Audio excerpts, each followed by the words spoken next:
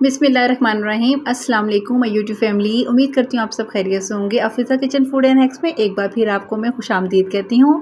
तो जी, एक बार फिर हम आपको लहसुन छीलने का एक बहुत यूनिक सा ट्रिक बताने जा रहे हैं कि कभी भी लहसुन आपने छीलना हो झटपट, तो आप लहसुन के जवों को बॉटल में डालें अलग से और फिर उसे मुसलसल हिलाते रहें कम से कम 5 से 6 मिनट के लिए।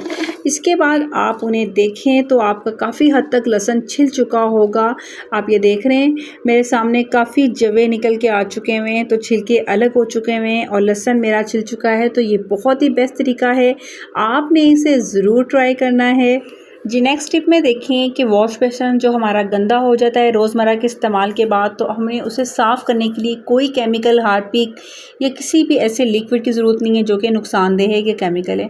सिर्फ सरफ़ लें, सरफ़ को अच्छी तरह से आपने बेसन में डाल देना है, साथ आप उसे गीला करें और उसके बाद किसी भी स्पंज की मदद से आप सारी मैल कुचैल जितनी भी दाग धब्बे हैं उसे साफ़ कर लें। आप यकीन करें सिर्फ सरफ़ के साथ ही आपका वॉश बेसन इस कदर साफ़ हो जाएगा कि आपको किसी केमिकल की ज़रूरत नहीं पड़ेगी। तो आप पहले और बाद का फ़र्क देख सकते हैं। तो रोज़ाना इसी तरीके से साफ़ करें, ज़्यादा मैल कुचैल जमने मत दें और आपने यही ट्रिक अप्लाई करना है। ज़रूरी नहीं है कोई भी केमिकल अप्लाई करें, इससे आपके हाथों को भी नुकसान हो सकता है। तो नेक्स्ट टिप में देखें, अक्सर ये बच्चे के पाँव हैं और खेलने के बाद जब खेल कूद के आए हैं तो पाँव का बहुत ही ज़्यादा बुरा हाल है। तो हमने क्या करना है, बच्चे के पाँव को भी साफ़ करना है, मैल कुचैल जितनी भी जमी हुई है वो भी हमने पैरों से साफ़ करनी है और फटे हुए पाँव भी इससे बहुत ही आसानी से साफ़ हो सकते हैं। इसके लिए आपने एक टब लेना है और टब में आपने नीम गर्म पानी डालना है और नीम गर्म पानी ज़्यादा भी नहीं रखना है, लेकिन इसके बाद आपने इसमें एक अदर चीज़ डालनी है, वो भी शैम्पू। शैम्पू आप कोई सा भी ले लें। इसके अलावा मैं आपको बताऊं कि आपने कोई केमिकल, कोई सोडा, कोई विनेगर, कोई भी ब्लीचिंग पाउडर आपने इस्तेमाल नहीं करना बच्चे के पैरों को और फटी हुई एड़ियों को साफ़ करने के लिए। आपने सिर्फ तो बच्चे के पैरों को आपने कम से कम 2 से 3 मिनट या 5 मिनट के लिए पानी में भिगो देना है और फिर आपने, क्योंकि बड़े हैं, कोई भी वालदा हैं, बड़ी सिस्टर हैं, इस तरह से आप पाँव को साफ़ करें। हल्के हाथों से आपने इस तरह से रब भी करना है। तो आप माशाल्लाह माशाल्लाह देखें सिर्फ एक शैम्पू और नीम गर्म पानी की मदद से किस तरह ज़बरदस्त साफ़ सुथरे प्यारे से पाँव हो गए आपके बच्चों के। तो माएँ अपने बच्चों के पूरे जिस्म की सफाई के साथ पैरों का भी बहुत ख्याल रखें, तो यकीनन ये ट्रिक आपको पसंद आएगी। तो नेक्स्ट मेरी ट्रिक बहुत ही सिंपल सी है। तो मेरा टेरेस देख रहे हैं, ये भी काफ़ी हद तक गंदा हुआ है क्योंकि बाहर हवाएं चल रही थी, डस्टी हुआ है और मुझे तकरीबन 3-4 दिन से मैंने इसकी सफाई नहीं की हुई थी, बहुत ज़्यादा गंदा हुआ था। तो जब भी आपने टेरेस की भी सफाई करनी हो तो आप सबसे पहले तो मिट्टी को पानी से बहा दें।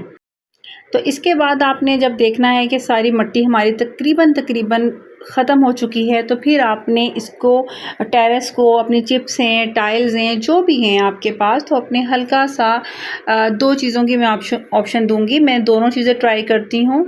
मैं सम टाइम शैम्पू भी यूज़ कर लेती हूँ और सम टाइम मैं सर्फ ही यूज़ करके अच्छी तरह से ब्रश की मदद से, जो भी ब्रश है आपके पास, आप बैठ के करना चाहें बैठ के कर लें, अपनी काम वाली की हेल्प ले लें, जो भी आपकी हेल्पर हैं ख़ुद कर लें, जो भी है इजीली आप इसको अच्छी तरह से साफ़ करें।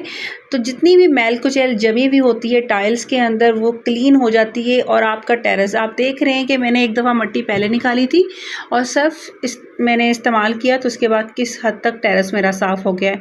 तो मैं अपना फ़र्श इसी तरह से क्लीन रखती हूँ। आप भी इसे करें, ज़रूर ट्रिक ये ट्राई करें। कम से कम 2 से 3 दिन के लिए ये आपका टेरेस क्लीन रहेगा। फिर 2 से 3 दिन के बाद आप ये ट्रिक दोबारा ट्राई करें। तो मौसम बाहर बहुत अच्छा था, मुझे बाहर बैठना था, तो यकीनन आप इस तरह से अपने टेरेस को साफ़ रखें और एंजॉय करें मौसम। तो नेक्स्ट टिप आप देख रहे हैं कि चाय की पत्ती, जो कि बहुत ही कमाल लाने वाली है और आपको हैरान कर देगी। जी, मैंने नीम गर्म पानी कर लिया, खोलता हुआ बल्कि मैंने पानी लिया, उसमें मैंने 1 चाय का चम्मच पत्ती डाली। उसके बाद आप इसको अच्छी तरह से हिलाएं।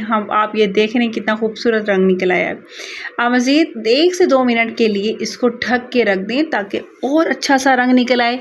तो हमने क्या करना है, आपके लिए हम लेके आए एक बहुत ही ज़बरदस्त किस्म का ट्रिक जो कि आपके बालों की सफ़ेदी को आहिस्ता आहिस्ता के इस्तेमाल के बाद से स्याह कर देगा, रंगदार कर देगा। जी हाँ, मैंने क्या किया है कि मैंने चाय की पत्ती का पानी लिया है, खौलता हुआ पानी, मैंने उसमें पत्ती डाल दी थी। इसके बाद उसको 1 से 2 मिनट के लिए ढक के रख दिया। अब हम ये पानी को छान लेंगे छन्नी की मदद से, और हमें जितना पानी चाहिए हम उतना पानी ले लेंगे। तो मैंने अपने बालों के मुताबिक पानी ले लिया। इसके अंदर मैंने अब डालना है शैम्पू। तो ये जो अब शैम्पू तैयार होगा, ये शैम्पू फ़ौरन वॉश करते ही हमने इस्तेमाल नहीं करना। आप कोई सा भी शैम्पू ले लें जो भी इजीली अवेलेबल है। मेरे पास इस वक्त ये लाइफबॉय का अवेलेबल था, तो मैंने ये लिया और इसके बाद मैंने इसको अच्छी तरह से, जितनी क्वांटिटी मुझे चाहिए थी मैंने वो ली, और लेने के बाद मैंने इसे अच्छी तरह से मिक्सअप करना है, झाग बना लेना है। तो जी जनाब, हमारा चाय पत्ती शैम्पू हो गया है तैयार। ये चाय पत्ती शैम्पू बहुत ही ज़बरदस्त कमाल लेके आएगा। आपने इसे अपने बालों में कम से कम 1 से 2 घंटे लगा के रखना है। पहले आप बालों पे लगा लें, इसके बाद बालों को अच्छी तरह से बांध लें, और कम से कम 1 से 2 घंटे के लिए लगाने के बाद आपने इसको वॉश कर लेना है। तो तकरीबन कई वॉश के बाद, कई दफ़ा अप्लाई करने के बाद आपके बालों का रिज़ल्ट बहुत बेहतरीन आने वाला है। सफ़ेद बाल आपके आहिस्ता आहिस्ता दिनों में ही ब्राउन या ब्लैक होते जाएंगे। इसके अलावा एक और ट्रिक है कि जो पत्ती बच गई है, यानी पानी भी हम इस्तेमाल कर सकते हैं। ये क्या खूबसूरत कलर है, आप ये ट्राई करें। आपका चाय पत्ती पानी आपने सिर्फ कोई भी बोतल में डाल लें। बॉयल करने के बाद मेरे पास एक खाली बोतल थी रोज़ वाटर की, मैंने उसमें डाला, और इसके बाद मैंने अपने पूरे बालों में इसको छिड़काव कर लिया। तो आपके पूरे बाल, या कहीं पे भी, जहाँ पे भी, बच्चों के, बड़े हैं, बुज़ुर्ग हैं, जहाँ कहीं भी आपके बाल सफ़ेद हो रहे हैं या सफ़ेद हो चुके हैं, आप इसको छिड़काव करें अपने बालों पे अच्छी तरह से, जड़ों पे, सिरों पे, और इसके बाद अपने बालों को अच्छी तरह से बांध लें। 1 से 2 घंटे के बाद आपने इसको वॉश करना है। तो ये फ़ौरन रिज़ल्ट आपको नहीं देगा, आपने सब्र से काम लेना है इंशाल्लाह के। तो कुछ दिनों के बाद आपके बालों में वाज़िया रंग आना शुरू हो जाएगा। तो आपने ये ज़रूर ट्राई करना है। तो आज की मेरी वीडियो अगर आपको अच्छी लगी है तो इसे लाइक करें, शेयर करें, सब्सक्राइब करना मत भूलिएगा। तो थैंक्स फॉर वॉचिंग। जज़ाकल्लाह खैर। अल्लाह हाफ़िज़।